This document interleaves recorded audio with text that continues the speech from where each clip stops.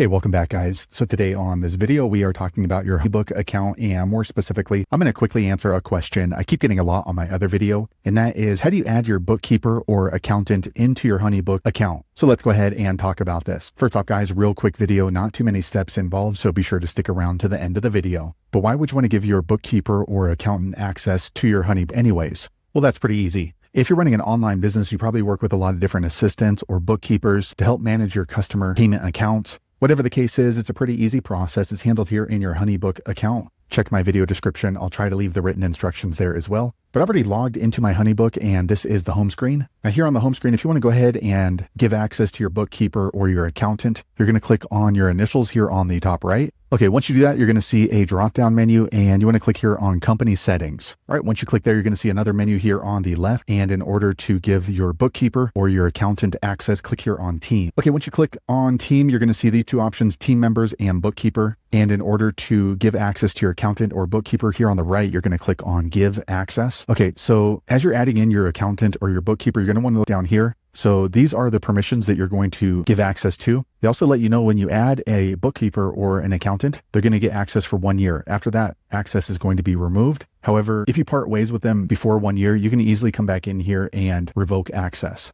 So in order to add them into your account, you do need to include their work email, their full name, and then also their company name. So I'm going to go ahead and enter that information in off screen. Okay, I entered in the required information. I'm going to click on invite. Okay, quick second later, the page refreshes. And as you can see, we have now added in my bookkeeper or your accountant here on the bottom. They do let you know that the access is going to expire within 365 days, as you can see right here. So there you have it, guys. If you're wondering how to give your bookkeeper access to your HoneyBook, that's the easiest way I know how to do it. If you know an easier way, be sure to leave a comment below. Let the rest of us know how you did it. Hopefully you found that video useful. If so, click thumbs up, or maybe consider subscribing to my channel, and I hope to see you on the next video. Thanks again for watching.